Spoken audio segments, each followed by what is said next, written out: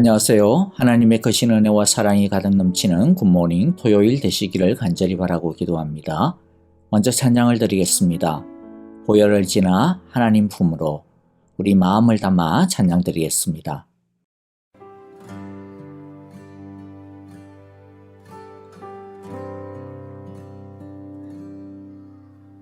보혈을 지나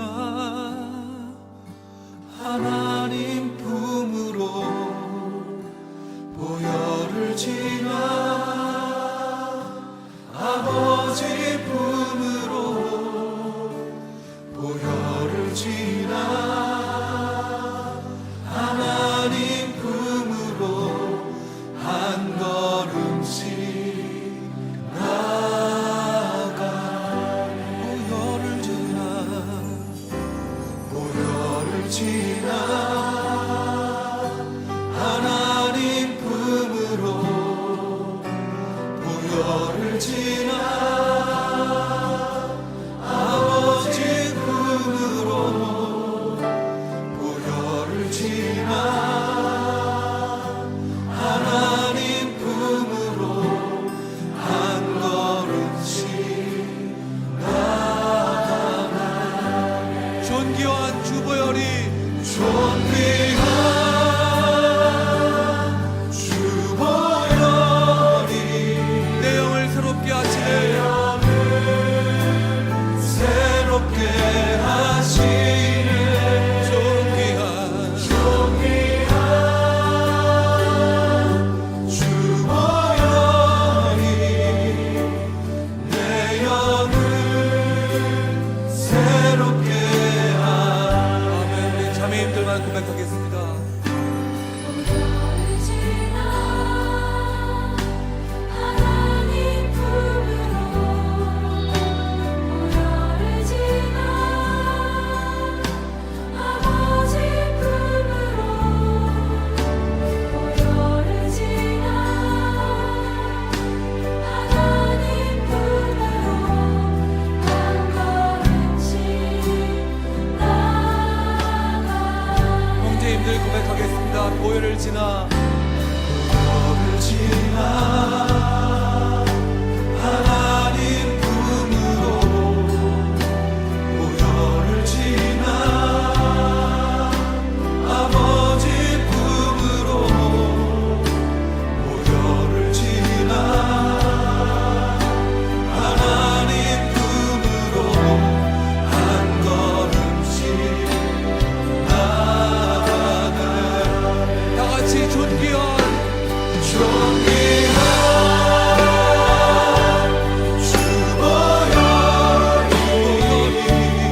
내 영을 새롭게 하시네.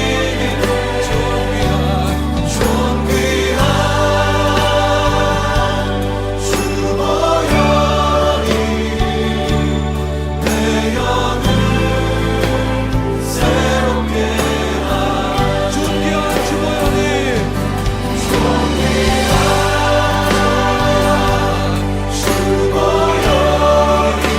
내 영을 새롭게 하시네. 새롭게 하시네.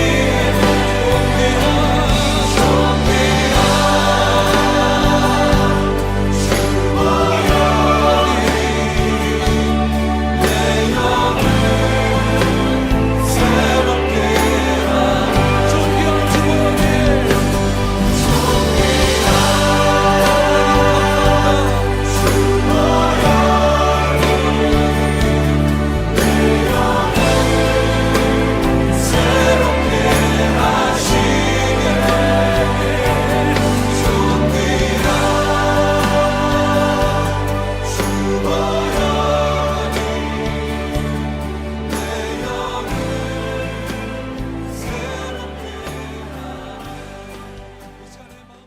이제 하나님의 말씀을 같이 읽겠습니다. 오늘의 말씀은 사사기 2장 11절부터 23절입니다. 11절 제가 먼저 읽겠습니다.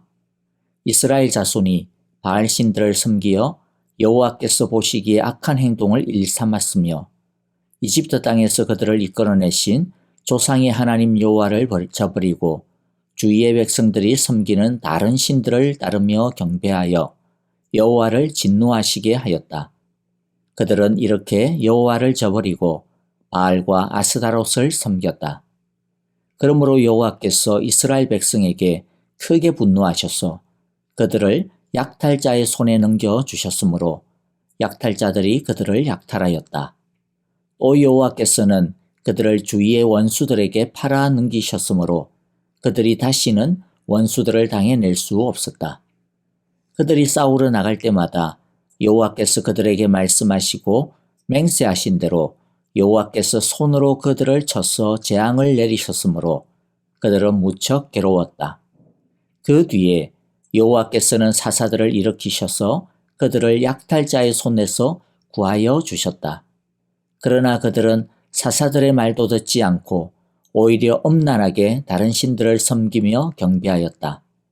그들은 자기 조상이 여호와의 명령에 순종하며 걸어온 길에서 빠르게 떠나갔다. 그들은 조상처럼 살지 않았다. 그러나 여호와께서는 그들을 돌보시려고 사사를 세우실 때마다 그 사사와 함께 계셔서 그 사사가 살아있는 동안에는 그들을 원수들의 손에서 구하여 주셨다. 여호와께서 원수들에게 억눌려 괴로움을 당하는 그들의 신음소리를 들으시고 그들을 불쌍히 여기셨기 때문이다. 그러나 사사가 죽으면 백성은 다시 돌아서서 그들의 조상보다 더 타락하여 다른 신들을 따르고 섬기며 그들에게 경배하였다. 그들은 악한 행위와 완악한 행실을 버리지 않았다. 그러므로 여호와께서 이스라엘 백성에게 크게 노하셔서 이렇게 말씀하셨다. 이 백성이 내가 그들의 조상과 세운 언약을 어기고 나에게 순종하지 않았다. 그러므로 나도 여호수아가 죽은 뒤에도 남아있는 민족들 가운데 어느 하나라도 더 이상 몰아내지 않겠다. 이렇게 하여서 이스라엘 백성이 나 여호와가 가르쳐 준 길을 그들의 조상처럼 충실하게 걸어가는지 가지 않는지를 시험하여 보겠다. 그래서 여호와께서는 다른 민족들을 얼른 몰아내지 않고 그 땅에 남아있게 하셨으며 여호수아에게도 그들을 넘겨주지 않으셨던 것이다. 아멘. 오늘의 말씀을 통해 각자에게 주시는 하나님의 음성을 듣기를 바랍니다. 하나님의 말씀에 순종하는 것이 너무 힘들어서 가나안 사람들과 잠시 타협하고 미루었던 결과는 그 이후에 이스라엘의 적극적인 불순종으로 나타나고 맙니다. 가나안 족속을 남겨두더라도 적극적으로 그들을 하나님의 백성 되게 하면서 남겨두었어야 했는데 이스라엘은 그렇게 하지 못하였습니다. 가나안 족속들이 가진 종교, 문화, 관습들을 그대로 둔 채로 그들을 몰아내지 않고 자기들 가운데 남겨두었기 때문에 나중에는 이스라엘이 가나안 사람들을 따라가게 됩니다. 그들로부터 가나안 땅에서 살아가는 법만 배운 것이 아니라 가나안의 종교까지 받아들여 바알신과 아스다롯 신을 섬기는 지경까지 이르게 됩니다. 그렇다고 해서 이스라엘이 하나님을 완전히 떠났느냐? 그건 또 아니죠. 그들은 여전히 하나님을 믿고 있었습니다. 그러나 하나님은 오직 하나님만 믿고 경배하라고 했는데 이스라엘은 하나님도 버리지 않고 바알신도 새롭게 영입하여 양다리 신앙을 가지게 된 것입니다. 죄라는 것이 이렇게 무섭습니다. 조금만 틈을 주고 여지를 남겨주면 점점 자라서 나중에는 결국 우리를 집어삼키고 맙니다. 그래서 하나님은 죄는 그 모양이라도 버리라고 단호하게 말씀하시는 것입니다. 그리고 죄와 하나님을 겸하여서 따를 수는 없습니다. 죄를 따르면서 하나님을 따른다라고는 할 수 없습니다. 우리는 그러한 것을 원할지 모르지만은 그러나 하나님은 아주 그런 양다리를 극혐하십니다.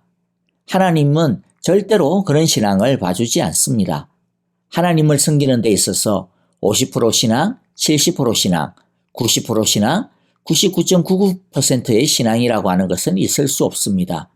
하나님은 오직 하나님만 섬기고 사랑하고 순종하라고 하십니다. 둘째, 오늘 본문을 통해서 볼 것은요. 하나님은 죄를 가만히 내버려 두지 않으신다는 것입니다. 죄에 빠진 이스라엘을 하나님은 징계하십니다. 징계에는 두 가지 종류가 있는데요. 하나는 내버려 두는 것이 있습니다. 지 하고 싶은 대로 내버려 두는 것이죠. 우리가 하나님의 사랑과 보호하심과 말씀을 싫어하고 거부하니까 하나님께서 어떻게 합니까? 그래? 알았어. 너 마음대로 한번 해봐. 너 하고 싶은 대로 너 힘대로 한번 살아봐. 라고 우리의 힘과 깨로만 살게 하고 하나님의 사랑과 보호와 은혜를 거두어 가시는 것입니다. 그런데 그 자체가 굉장히 아픈 징계입니다. 왜냐하면 이스라엘처럼 자기 계획과 생각대로 가나안의 방식을 따르고 가나안 사람들을 믿었는데 어떻게 됩니까? 자기들이 믿었던 바로 그 가나안에 의하여 배신당하는 것입니다. 또 자기 힘만으로만 싸우고 해결하려고 하니까 자기 힘으로 됩니까? 택도 안 되는 것이죠. 그래서 자기 힘과 방식, 세상을 의지하고 사는 그 자체가 사실은 고생이고 고난이요. 하나님의 징계입니다. 하나님이 따로 뭘 할 필요가 없는 것이죠. 내버려 두면 그게 징계입니다. 또 징계에 그런데 또 다른 하나는요. 하나님의 적극적인 매질입니다. 하나님은 적극적으로 우리의 삶에 찾아오시고 개입하십니다. 우리를 그냥 보시는 것이 아닙니다. 그것은 그만큼 우리들에 대해 관심이 많으시고 우리가 죄를 짓는 그때도 하나님은 여전히 우리를 포기하지 않으시고 우리를 사랑하신다라고 하는 뜻입니다. 이제 징계에 대해 조금 더 깊이 한 가지 생각을 해볼 게 있는데요. 사람들은 징계하시는 하나님이라고 하는 것에 대해 오해를 하게 됩니다. 무섭다, 깐깐하다, 등등이죠. 그런데 하나님은 왜 우리를 징계하실까요?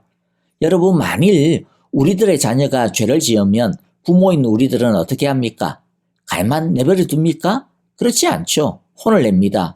다시는 그런 짓을 짓지 못하도록, 그리고 그게 얼마나 잘못되었는지를 깨달을 수 있도록 확실하게 가르칩니다. 그렇게 하는 이유가 뭡니까?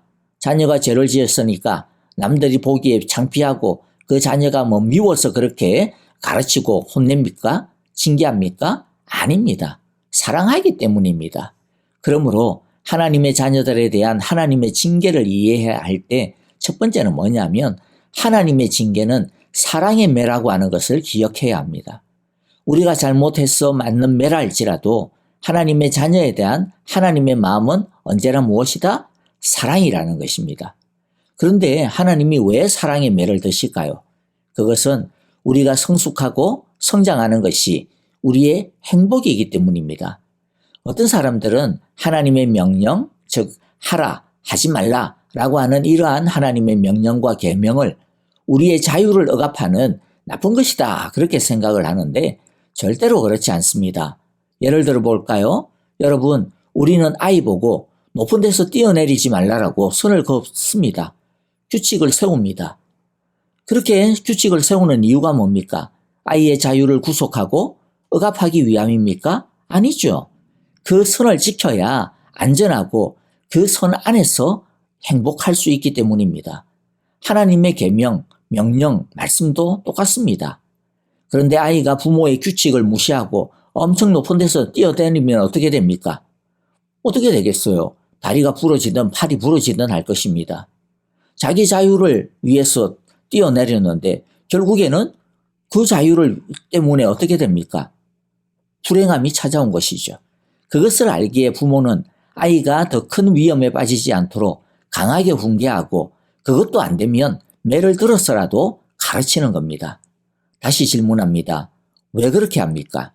그것이 더 큰 화를 방지하는 길이고 또 그것이 안전과 행복을 지키는 길이기 때문입니다. 그러므로 하나님의 징계에 대해 우리가 알아야 되는 두 번째는 하나님의 징계는 더 큰 화와 불행을 막기 위한 하나님의 사랑의 매인 동시에 또 사전 안정장치라고 하는 것입니다. 자, 이제 다시 오늘의 본문으로 돌아왔어요. 세 번째는 하나님께서 징계하시는 것은 벌 주는 것이 목적이 아니라 회개하고 진짜 돌이키기 위함이 목적이다라는 것입니다. 하나님은 이스라엘이 징계로 인하여 고통하는 그때에 구원과 회복을 준비하셨습니다. 하나님은 사사를 준비하셔서 고통받는 이스라엘이 구원을 받을 수 있게 해주셨습니다. 사사는 단순히 적을 물리치는 역할만 하는 것이 아닙니다. 오히려 사사에게는 더 큰 역할이 있는데요. 그것은 사사라고 하는 그 이름 뜻 속에 있습니다. 사사라는 뜻은 재판관이라고 하는 뜻입니다. 근데 여기서의 재판은 하나님의 말씀을 가지고 시시비비를 가리는 겁니다. 그러므로 사사의 더 큰 역할은 백성들에게 하나님의 말씀을 제대로 가르치고 또 하나님의 말씀을 어떻게 그들이 적용하며 또 하나님의 말씀에 따라 그들이 어떻게 옳은 길과 그런 길을 분별하고 또 따를지에 대해서 가르치는 것이 사사의 큰 역할입니다. 그래서 이스라엘이 이전에 지었던 죄, 즉 가나안적인 삶의 방식과 바알과 아스타롯을 함께 섬겼던 이 양다리 신앙에서 벗어나서 온전히 하나님만 사랑하고 따르고 섬기는 신앙과 생활로 회복될 수 있도록 하는 것이 바로 사사를 주신 하나님의 뜻인 것이죠. 여러분, 이 사사를 생각할 때 우리가 기억해야 되는 것이 그래서 있는데요. 첫째는 아무리 큰 죄에 빠져 있다 하더라도 그리고 그 죄로 인하여서 우리가 하나님의 큰 징계를 받고 있다 하더라도 그 자리에서 우리의 죄를 깨닫고 하나님께 구원을 요청하고 부르짖으면 하나님은 우리를 구원해 주신다라는 사실입니다. 그러므로 낙담하지 말고 즉시 하나님께 부르짖어야 할 것입니다. 둘째는 하나님은 죄에 빠진 자를 용서해 주실 뿐만 아니라 다시 완전히 회복하게 하시고 새롭게 하기를 원하신다라는 것입니다. 하나님에게는 꿈이 있습니다. 그것은 하나님의 자녀인 우리가 하나님을 닮아가는 것입니다. 순종의 모델이신 예수님의 그 모습을 닮아가는 것입니다. 여러분, 하나님은 이 꿈을 절대로 포기하시지 않습니다. 말씀을 정리합니다. 안타깝게도 이스라엘은 용서를 받고 구원을 받은 다음에 그 신앙이 오래가지를 못했습니다. 사사가 죽고 나면 또다시 다 잊어버리고 가나안의 길로, 세상의 길로, 죄악의 길로 나갔습니다. 여러분, 우리는 제발 그러하지 말아야 할 것입니다. 오늘의 말씀을 마음에 새기면서 함께 기도하겠습니다. 하나님 아버지, 괴롭고 힘들 때면 하나님께 울며 부르짖다가 하나님께서 긍휼로 구원해 주시면 좋아하다가 그런데 또 금세 그 구원을 잊어버리고 하나님을 등지고 세상을 기웃거리는 우리의 죄악을 용서하여 주옵소서. 하나님, 날마다 마음과 삶의 뿌리를 말씀에 깊이 내리기를 원합니다. 순전한 신앙인으로 살아가게 하여 주옵소서. 평생토록 은혜를 감사하며 또 그 은혜에 걸맞는 순종하는 하나님의 자녀로 살아가게 하여 주시옵소서. 예수님의 이름으로 기도하옵나이다. 아멘. 여러분, 계속하여 찬양 이후에도 오늘의 말씀을 마음에 새기면서 함께 헌신의 기도를 우리 각자 드리기를 원합니다. 교회를 위하여 기도해 주실 때 온전한 예수님의 제자가 되는, 제자 삼는 우리 사랑의 교회가 되게 하여 주옵소서라고 기도해 주시기를 바라고요. 아프신 분들 위해서 항상 마음에 품고 사랑으로 기도해 주시기를 바랍니다. 박정은 집사님 위해서 계속 기도해 주시고요. 항암 치료를 통하여서 깨끗한 나음, 그리고 또 더 나은 온전한 나음을 위한 최적의 치료를 찾는 것을 위해 기도해 주시기를 바랍니다. 그리고 박윤경 정계자 전도사님, 노창덕 황순금 권사님을 위하여서 이두상 집사님과 한국에서 치료 중인 김윤호를 위하여서도 여러분 기억하여 주시고 기도해 주시기를 바랍니다. 우리 선교지를 위하여 기도해 주실 때 오늘은 이스탄불의 피로 선교사님과 가정, 사역을 위해 기도해 주시기를 바라고요. 특별히 내일 주일 예배 때는 우리 피로 선교사님께서 말씀을 전해 주실 것입니다. 내일 예배와 설교를 위해서도 기도해 주시기를 바라고요. 여러분, 오늘 하루도 은혜 가운데서 지내시고요. 내일 우리 모두 주일 예배 가운데서 하나님의 은혜 가운데 만나 뵙겠습니다. 안녕히 계십시오. 감사합니다.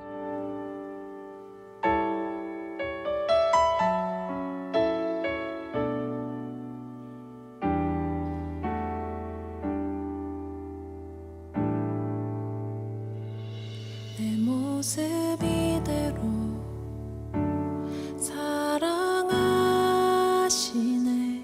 연약함 그대로 사랑하시네. 나의 모든 발걸음 주가 하시나니 날 인도하소서.